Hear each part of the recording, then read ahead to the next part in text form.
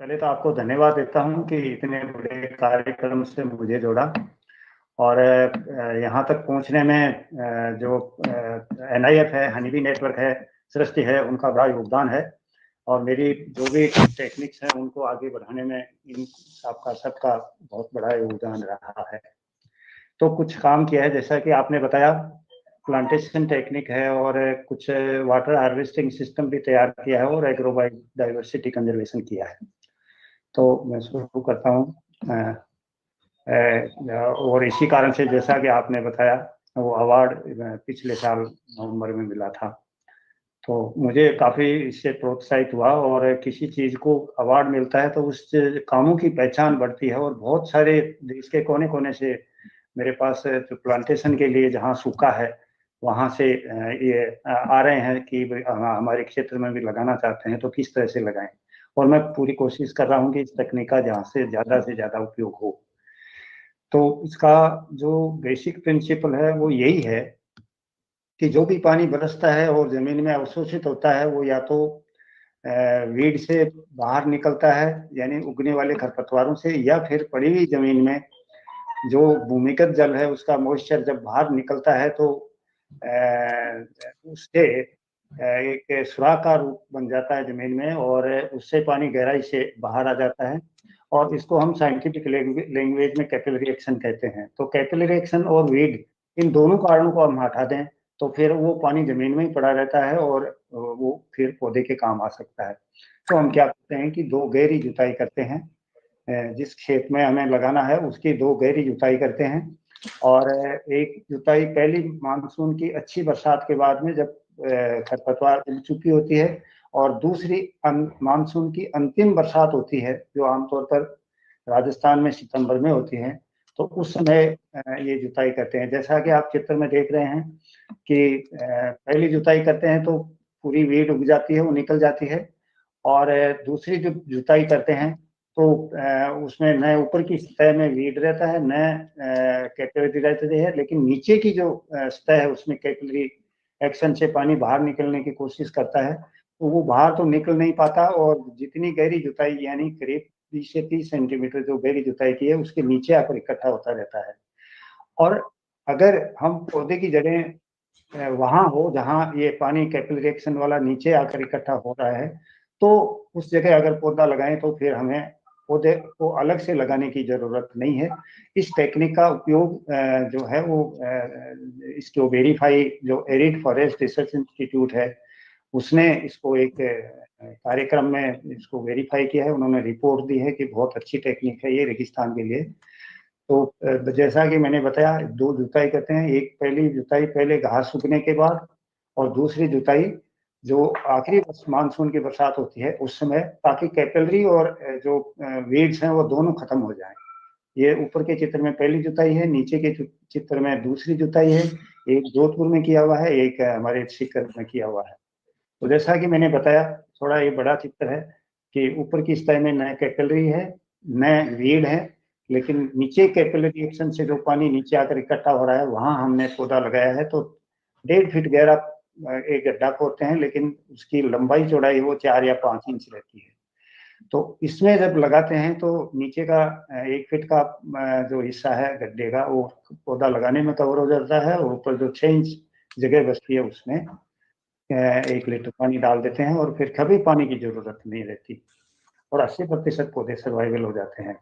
ये हमने जो सीकर में पौधे लगाए थे, आप ये देखिए बिल्कुल बाली रेत है, तपती हुई रेत है, और ये 1 साल के पौधे हैं, ये चारे वाले पौधे हैं। ये ओएनजीसी के एक पायलट प्रोजेक्ट के तहत लगाए थे। तो ये एक गौशाला में जमीन में लगाए थे, तो उन्होंने चारे वाले पौधों की मांग की तो हमने ये चारे वाले पौधे लगाए। ये करीब 2 साल के पौधे हैं, वही पौधे हैं, फिर बाद में कोई सॉइल ऑपरेशन नहीं करना पड़ता, चाहे घास भी उगे तो ये पौधे आराम से बढ़ना शुरू हो जाते हैं। ये आप देखिए 10 साल के पौधे हैं, और 10 साल के पौधे इतने सघन हो जाते हैं कि उसके नीचे छाया भी खूब होती है और चारा भी खूब हो जाता है।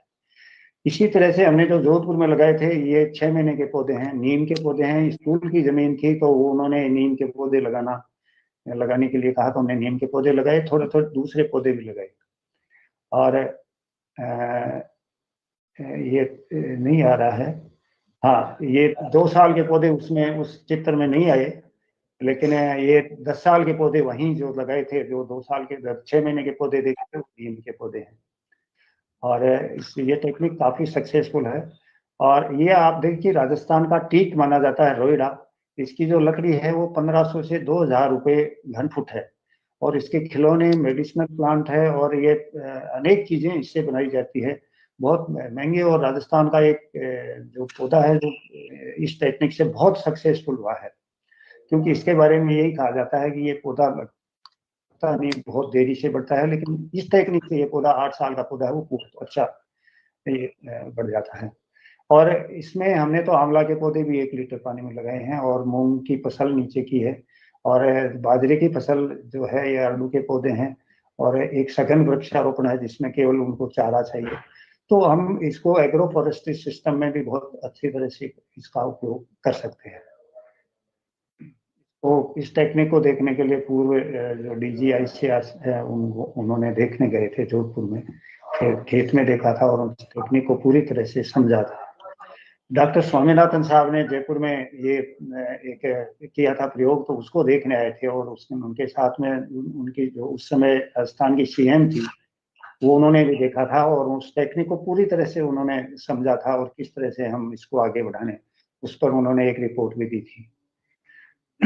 दूसरा एक जो काम है वो ये है कि कैसे राजस्थान में वाटर को मतलब हार्वेस्ट किया जाए, क्योंकि राजस्थान की जमीन में बालू रेत है, तो पानी बहता ही नहीं है, और बहुत तेज बरसात होती है तो वो कभी कभी होती है, उस समय थोड़ा बहुत पानी बह जाता है, बाकी जमीन में अवशोषित हो जाता है। तो मैंने एक बगीचा लगाया था 12 साल पहले, और उस बगीचे में अनार के पौधे लगाए थे, तो 6 साल पहले हमारे क्षेत्र में पूरी तरह से पानी खत्म हो गया। टैंकर से पानी लेकर उसको पौधे को जिंदा रखा, लेकिन टैंकर का भी पानी नहीं मिला। तो फिर मैंने जो खाली जमीन थी, पौधों की जमीन की लाइन को खुला रखा, और जो खाली जमीन थी उसमें थोड़ा प्लास्टिक का उपयोग किया। तो उससे क्या हुआ कि जो थोड़ा सा पानी बरसा, वो भी बहकर एक जगह बहने लगा, तो उसको एक फार्म पॉन्ड में इकट्ठा कर लिया। और आप ये देखिए कि राजस्थान में मेरे क्षेत्र में 40 सेंटीमीटर यानी 400 mm बरसात होती है। तो 1 हेक्टर में जब ये बिछाई, तो उससे 20 लाख लीटर पानी बचा। और 20 लाख लीटर पानी, जब एक राजस्थान में 30 mm से कहीं कम नहीं बरसात है, जो पश्चिमी राजस्थान है वहां भी अगर करें तो 10 लाख लीटर पानी हो सकता है। और किसानों के पास, हर किसी के पास खेत होता है, अगर हम इस टेक्निक का उपयोग करें तो हम खेती अच्छी कर सकते हैं। हमने जब इसमें खेती की, तो ये तो आधा पानी बगीचे में लगा और आधा पानी बच गया, उससे दूसरी फसलें तैयार की हमने। तो इस तरह से ये हमारा जो कार्यक्रम बहुत सक्सेसफुल रहा, दूसरे किसान भी इसको अपनाने की कोशिश कर रहे हैं। और पीने का पानी नहीं है लोगों के पास, जबकि हम इस टेक्निक से खेती का पानी जब खेती कर सकते हैं, खेती में बहुत सारा पानी लगता है, पीने में तो थोड़ा सा ही काम आता है। तो इसलिए हम इस टेक्निक का उपयोग पीने के पानी के लिए भी कर सकते हैं, और खेती भी बहुत अच्छी तरह से करते हैं, चाहे किसी कहीं भी, चाहे जमीन में पानी नहीं हो, नहर का पानी भी नहीं हो। तो ये किया। दूसरा, हमने एक जो हनीबी नेटवर्क के साथ के और सृष्टि के सहयोग से 20 साल पहले, 25 साल पहले हमने एक सहयोग से कंजर्वेशन, बायोडाइवर्सिटी कंजर्वेशन का काम किया था। हमने पूरे राजस्थान से घूमकर 15 फसलों की 700 से अधिक प्रजातियां इकट्ठी की। हमारा इकट्ठा करने का तरीका था कि जैसे पहले चित्र में जीरे का खेत है, और है तो हम उसमें जो पौधे बच गए, ऐसे पौधों को इकट्ठा किया। दूसरे खेत में चने का है, तो रूट रॉट और उसमें टर्माइट से क्या होता है कि कभी कभी खेत खाली हो जाते हैं, तो और विल्ट से भी हो जाता है। तो ऐसे पौधे, जो चने का पौधा बच गया, ऐसे पौधों को हमने इकट्ठा किया। और मिर्ची में जैसे एक जो पाउडरी मिल्ड्यू रेजिस्टेंट, क्योंकि उसमें पाउडरी मिल्ड्यू ज्यादा आती है, तो इसी तरह से ये बाजरे में कोई अनोखी चीजें हमें देखने को मिली, धनिया में। इस तरह से हमने इन चीजों को इकट्ठा किया, उनका फॉर्मल तरीके से जो अच्छी वैरायटियां थी उनके साथ में कंपैरिजन किया, और करेक्टराइजेशन किया। तो ये अलग अलग चीजों का हमने अध्ययन किया, और उससे हमने बहुत अच्छी, मतलब जो डाइवर्सिटी थी हमारी अलग अलग फसलों की, उनमें बहुत बहुत अच्छी चीजें निकली। और उन चीज़ों को हमने एक जगह मतलब बीज के लिए काम में लेने लगा। ये थोड़ा सा है कि 715 वैरायटियाँ इकट्ठी की और अलग अलग जो फसलें थी उनमें एक दो चाहे प्रोडक्टिविटी में तो हो, चाहे उसमें डिजीज रेजिस्टेंट हो या हॉट टॉलरेंट हो, ये किसी भी इस तरह की है मतलब वैरायटियां जो है तो वो इनमें प्राप्त की, जो कि इम्प्रूव वैरायटियों के बराबर इनकी पैदावार थी और क्वालिटी में ये कई मायनों में बहुत अच्छी थी।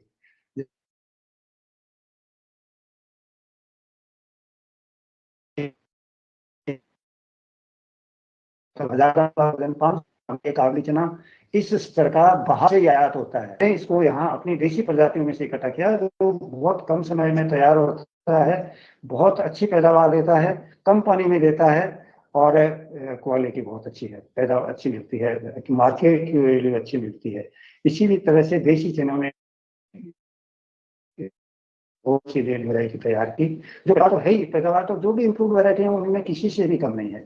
इसी तरह से गंवार की वैरायटी देखी है जो नेशनल कोऑर्डिनेटेड ट्रायल में हाईएस्ट गम कंटेंट है और इसकी एक जो विशेषता है वो ये है कि हर पत्ती के साथ जो फ्रूटिंग और फ्लोरिंग होती है, ऐसी वैरायटियां बहुत कम है। तो उससे इसकी पैदावार तो ज्यादा आती है लेकिन गम कंटेंट भी हाईएस्ट है और गम कंटेंट से ही गंवार की जो ये क्लस्टर बीन की जो पैदावार है वो मार्केट जो है वो देखी जाती है। देखिए देसी कपास की वैरायटी है जो कभी पानी की जरूरत नहीं है, इसको एक बार बोने के बाद में 20-25 साल तक चलती है और इसकी थोड़ी कटिंग कर लेते हैं और ये कभी पानी की जरूरत नहीं है। जो भी बंजर जमीन है उसमें इसको लगा देते हैं तो वो पनप जाती है और सर्वाइवल हो जाती है। एक मिर्च की वैरायटी है जो सबसे हाईएस्ट कलर वैल्यू, पहली जो 3 वैरायटियां हैं देश की, इसके इसके आसपास थोड़ी सी ज्यादा इसकी एएसटी कलर वैल्यू 117 है और इसके बाद में 122 और 125 जो 2 वैरायटियां हैं बिहारगी और टोमेटो चिल्ली, वो इसके बराबर है, लेकिन पैदावार इसकी बहुत अच्छी है। इसमें थोड़ा सा चरपरापन है तो इसलिए टेस्ट इतना अच्छा है कि इसकी मार्केट वैल्यू जो भी सामान्य वैरायटियां होती है उनसे दुगनी से दुगनी होती है। और जो एक्सपोर्ट के लिए जो गुण क्वालिटी चाहिए इसमें थोड़ा सा चरपरापन हो और कलर वैल्यू बहुत अच्छी हो, ऐसी ये सारे गुण इस वैरायटी में। ये सरसों की पीली सरसों की वैरायटियां हैं जो काली सरसों के बराबर पैदावार देती है। काली सरसों में तेल कम होता है, पैदावार ज्यादा होता है, पीली सरसों में तेल ज्यादा होता है, पैदावार कम होता है। लेकिन ये वैरायटी ऐसी है जो काली सरसों के बराबर पैदावार देती है और तेल की मात्रा जो है वो पीली होने के कारण भी ज्यादा निकलती है। और ये थोड़ी जो रोग आमतौर पे व्हाइट रस्ट आती है तो ये व्हाइट रस्ट को हाईली टॉलरेंट है ये व्हाइट रस्ट के लिए। तो इन्हीं सभी कारणों से हमने एक तो क्या है कि भारत सरकार जो प्रमोट कर रही है नेचुरल फार्मिंग को, तो उसमें जो इंडिजिनियस सीड है वो बहुत मेन उसका जो है वो आधार है।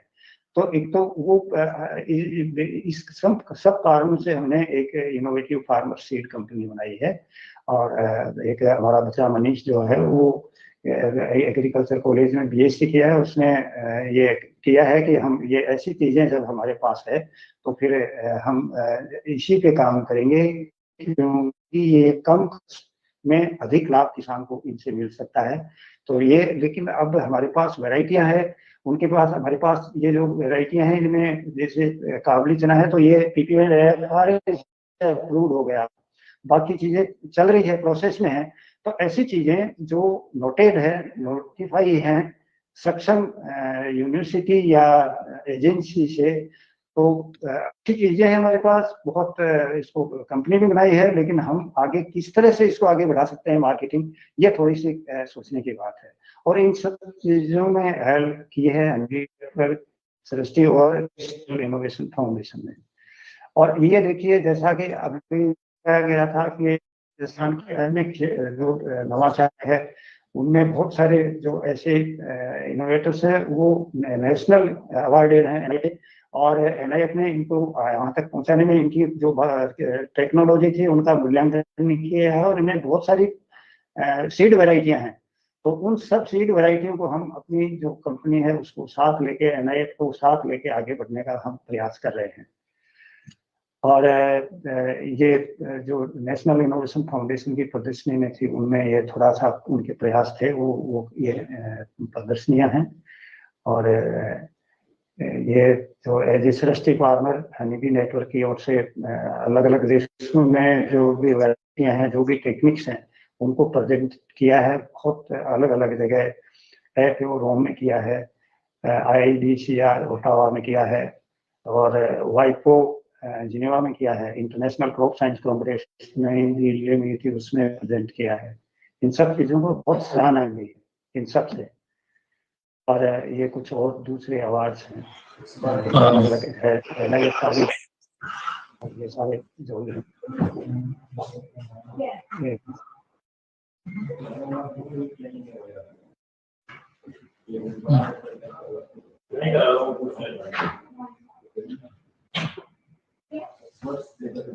सुंदरम जी, सुन पा रहे हैं आप हमें? हेलो जी हाँ। सुंदरम जी, आप हमें ये बताएं कि जो आपने जो 1 लीटर से पौधा लगाने की बात कही, 1 लीटर पानी से, उससे एक राजस्थान का आम आदमी है, गांव का है, उसके जीवन में कैसे बदलाव आएगा? ऐसा है कि दो बातें हैं। पहली बात तो यह है कि राजस्थान में तो फिर भी खेती वाली जगह में पेड़ रखते हैं, बाकी आप पंजाब हरियाणा या और स्टेट में जाएं तो वहाँ पेड़ जो जुताई ट्रैक्टर से होती है तो वो थोड़ा परेशान करते हैं पेड़। वो तो कोई पेड़ बीच में खेती के रखते ही नहीं, लेकिन रखते हैं। अब हम पेड़ जो है वो राजस्थान में जीवन का आधार है, तो बहुत सारे किसान ये चाहते हैं इन पेड़ों से हमें अलग से आमदनी क्या करती है। तो हम बहुत सारे पेड़ जैसे आंवला के बताए, है, बेर है देशी, ये इस तरह के पौधे हैं जो 4 साल बाद में खेती के अलावा आमदनी भी हो जाती है। हम ऐसे चीजों, चंदन को भी हमने 1 लीटर से लगाया है। तो हम ये प्रयास कर रहे हैं इस तरह की आमदनी या जिस तरह का वो उसी तरह के पौधे लगा सकते हैं। आजकल इस तरह का पौधा हो गया कि बहुत अच्छा मार्केट है, तो ये हम कोशिश कर रहे हैं।